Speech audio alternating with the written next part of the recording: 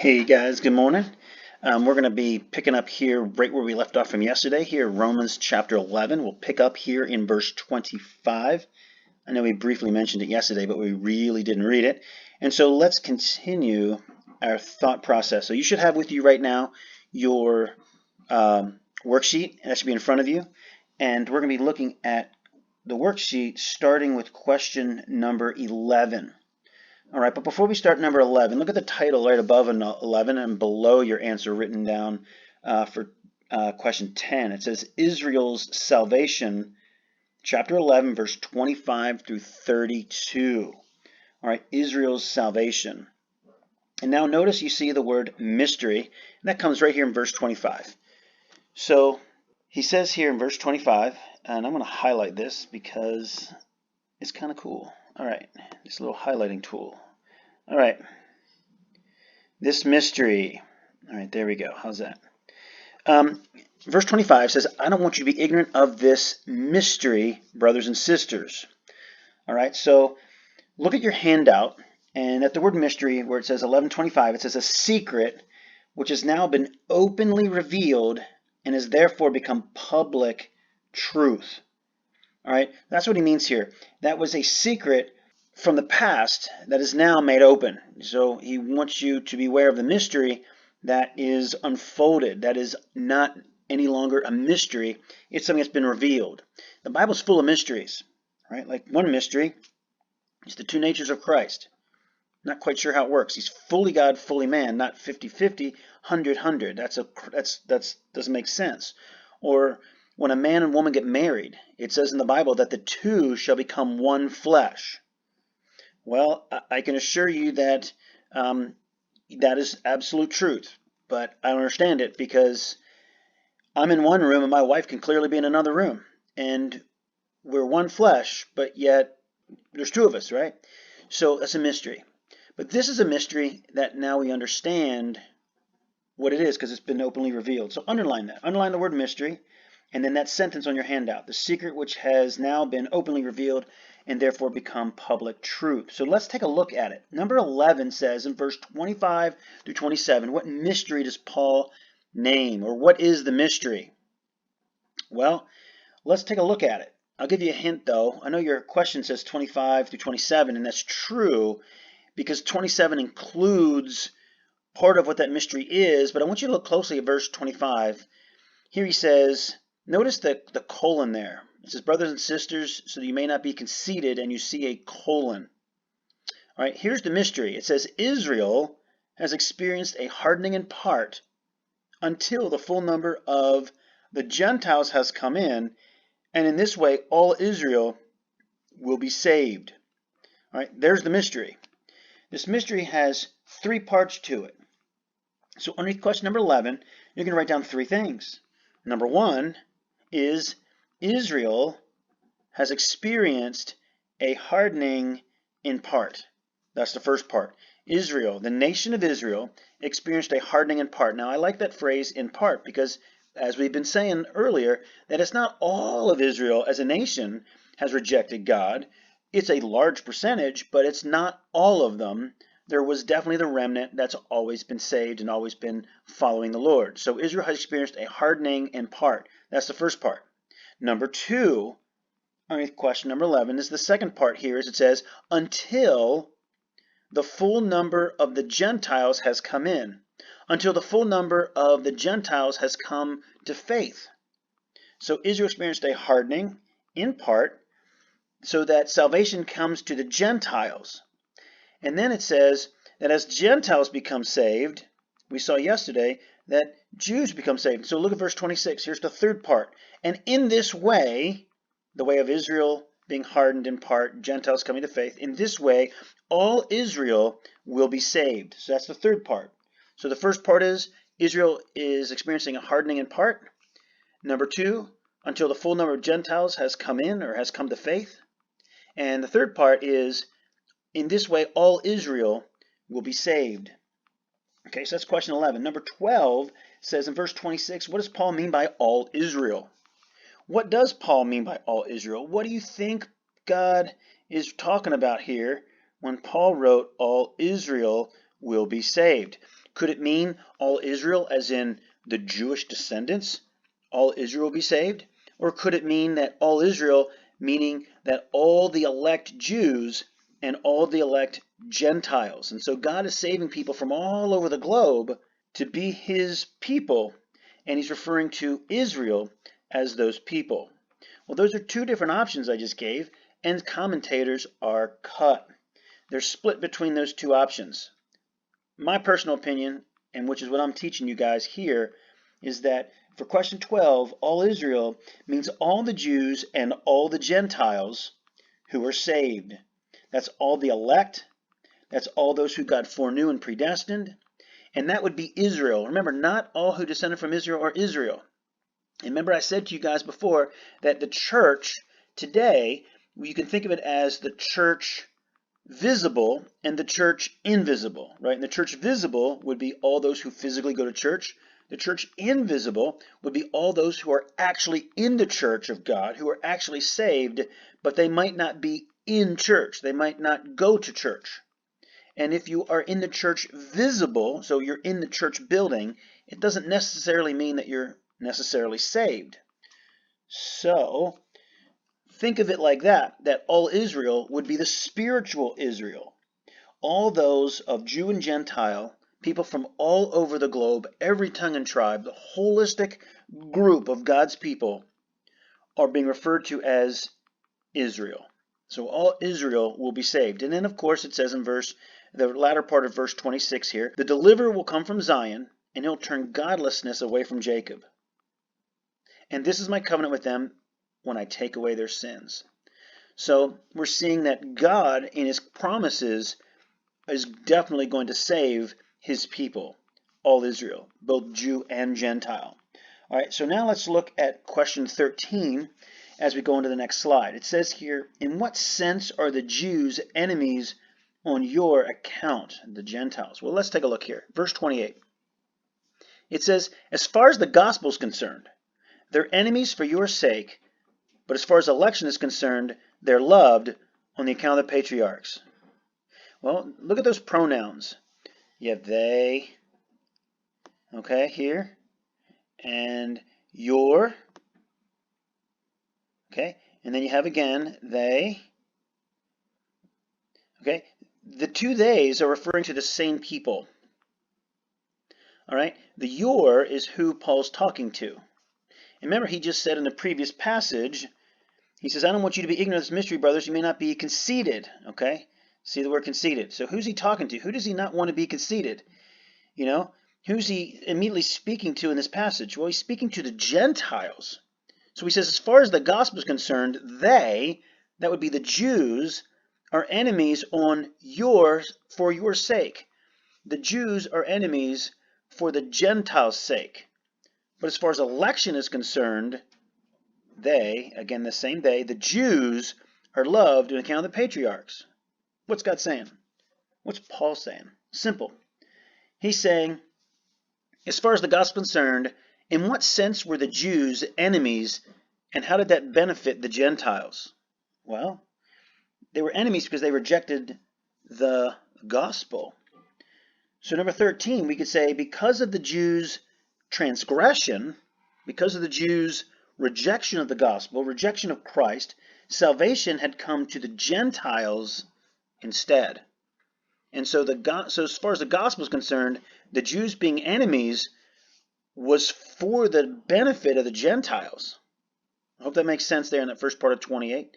But then he goes on to say, but as far as election is concerned, the Jews are loved. Why? It says on the account of the patriarchs. Well, think about this. The patriarchs. When you talk about the patriarchs, you should be thinking of Abraham, Isaac, and Jacob. And what did God say to Abraham, Isaac, and Jacob? Right? Notice, remember he made promises to them. You guys grow up and get married. You're going to make a vow to your spouse. You're going to promise to love them and to forsake all others so that your love for them and commitment to them is unwavering. Now, even if you get married and 10 years down the road or 10 days down the road, your spouse starts treating you terrible. We made a promise, or you're going to make a promise to love them and to treat them right in better or for worse, in sickness and in health, for rich or for poor. So whatever the circumstances are, no matter what they do to you, no matter how they treat you or treat others, you making a promise to God to treat them with love. So God, in the same way, loves us even when we're unfaithful, loves Israel even because of his promise to the patriarchs, even when Israel is utterly rebellious. So they're loved on account of the patriarchs.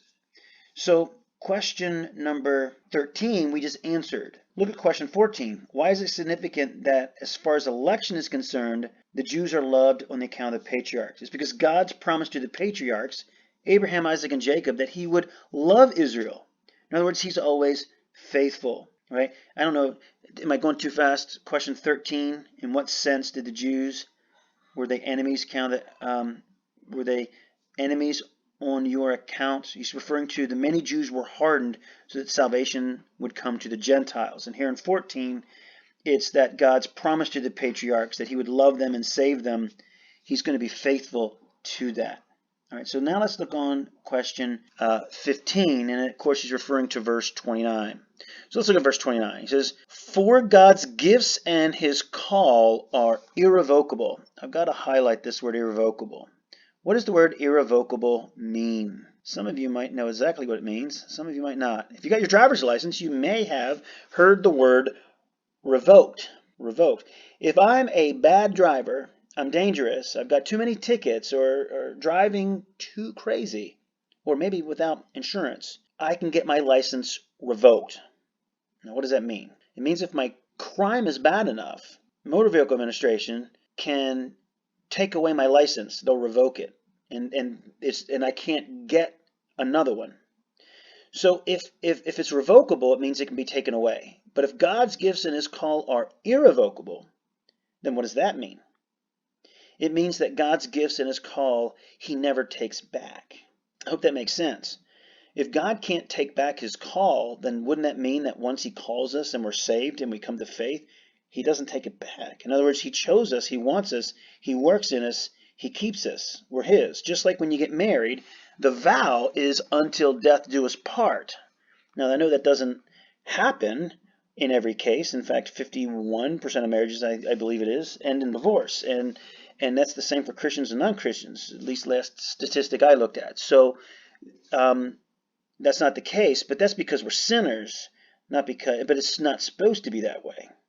All right, so let's take a look here in question 15. It says, in your own words, what does verse 29 mean? That God's gifts, when he blesses us with gifts, like the gifts of salvation, gifts of faith, his call in our lives, they're irrevocable. He never takes his gifts back, or his call back. Let's look at question 16. How does this help us understand verse 30 of chapter 8? Well, verse 30 of chapter 8, you guys remember, is that cool passage where God has that amazing chain that unfolds the process, so to speak, of salvation. And those he predestined, he also called. Those he called, he also justified. Those he justified, he also glorified. Now, if his gifts and call are irrevocable, so think about it. Everyone who God predestined, he called. So if he calls you, you will be justified. You will be glorified. In other words, we will come to faith.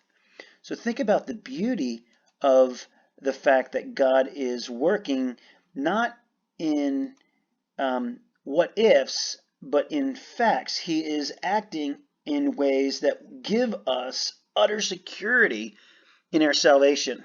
That is so cool. I hope that's encouraging. So how does this help us understand verse 30? Well, it's all those God calls will definitely be justified and glorified. God will make this happen in time and space. Those people who are predestined will hear the gospel. God will send out missionaries. They will hear, they will teach, they will be sent, they will teach. These people will hear, they will accept, they will believe the message and become believers. All right? So let's look at now question 17. What is Paul saying about Jews and Gentiles in verse 30 and 32? All right, well, let's look at verse 30 and 32. He says, just as you were at one time disobedient to God, have now received mercy as a result of their disobedience. So they too have now become disobedient, in order that they too may now receive mercy as a result of God's mercy to you. For God has bound everyone over to disobedience, so he may have mercy on them all. Well, remember there's a lot of pronouns here. So who is he talking to? Remember what I said earlier at the top of this screen here in verse 28. Who is they? They was the Jews, and he says, and your would be Gentiles. So he's speaking to the Gentiles. So verse 30, think of that in mind. He's speaking to Gentiles. Just as you, Gentile, were at one time disobedient to God, have now received mercy as a result of that's the Jews' disobedience. So the Jews too are now disobedient, in order that the Jews may now receive mercy as a result of God's mercy to you, Gentiles. For God has bound everyone over to disobedience. So he's saying everyone, meaning both Jews and Gentiles, over to disobedience, so that he may have mercy on them all. That's all people groups. That's all Jews, and have mercy on all Gentiles. All right, I'm going to get to that in a moment, but let's answer question 17. So what's Paul saying about Jews and Gentiles? He's saying that both Jew and Gentile have been disobedient to God. So God gave mercy to the Gentiles for the Jews' disobedience, and God will in the same way give mercy to the Jews as a result of the mercy that he gave to Gentiles. All right, I'll repeat that one more time. You can stop this and rewind it by hitting the back arrow to rewind, 10 seconds or so. So it says, both Jews and Gentiles have been disobedient to God. And so, as God gave mercy to the Gentiles for the Jews' disobedience, God will in the same way give mercy to the Jews as a result of the mercy he gave to the Gentiles. And that's what he's talking about. Now that leads us to question 18 and verse 32. What does "so that he may have mercy on them all" mean? Well, first of all, what does it not mean? I'm not teaching here, and I don't believe Paul is implying here, that it means that every Jew and every Gentile will be saved. Okay, we are not universalists. We believe that people are going to hell and people are going to heaven. Rather, it means, the context here that he's been saying since chapter 9 is those who God foreknew, he predestined. And so we know that there's the hardening of some and the giving mercy to others. So clearly he's not talking about every human being. All right, so he says it does not mean that every Jew and Gentile will be saved. Rather, it means that God will have mercy on every group and save men and women from both the Jews and from every tribe of Gentile. So all people groups will be represented in heaven. And that is something we clearly see in the book of Revelation, and something we see very much implied in the Old Testament and very much stated in chapter 12 of Genesis, where God says to Abraham, all peoples on earth be blessed through you. And he says peoples. That word peoples in the plural it sounds funny because it sounds like we're pluralizing a word that people in itself can be plural. But he's saying people groups. All groups would be all nations and tribes is what he's talking about. So that's question 18. All right, so let's look at the last part here. This is a doxology. It means give praise. You can underline that right above question number 19 on your paper. And it says, how does Paul describe God in verses 33 to 36? Make a list of many observations as you can. Why don't you take a look here? I'm just going to read it, but I want you to come up with about 3 or 4 ways that Paul describes God in these verses. And you write them down here, and I'll take a look at them when you guys hand this paper in here for question number 19. But take a look. It says, oh, the depth of the riches of the wisdom and knowledge of God. How unsearchable his judgments and his paths beyond tracing out. Who has known the mind of the Lord? Who has been his counselor? Who was ever given to God that God should repay them? For from him and through him and for him are all things. To him be the glory forever. Amen. Paul ends this chapter with a doxology. Really, I don't know if it's just this chapter, but really 9, 10, and 11 of this mystery, because what he just told us is this mystery that has been for so many thousands of years hidden, that Paul got insight into God revealed it to him, and now he tells us, and we can see that God's masterful plan is so beautiful that it drove Paul to writing this doxology. So I want you guys to write down 4 things, write down 3 or 4 things you see here in these verses that describes what God is doing. How stinking cool is God here in these chapters? Now, question 20 is one truth that seems most relevant to you in this chapter. I want to open it up. One truth that's relevant to you in chapter 9, 10, 11. I'll open up to all of those chapters. And you guys do that. You guys, now let's take a look at question 21. And how can you take this truth to heart and apply it this week? I look forward to reading your answers for 20 and 21. You do that on your own. And I look forward to reading it. Hey guys, we'll stop here. You guys have a great day. Peace out.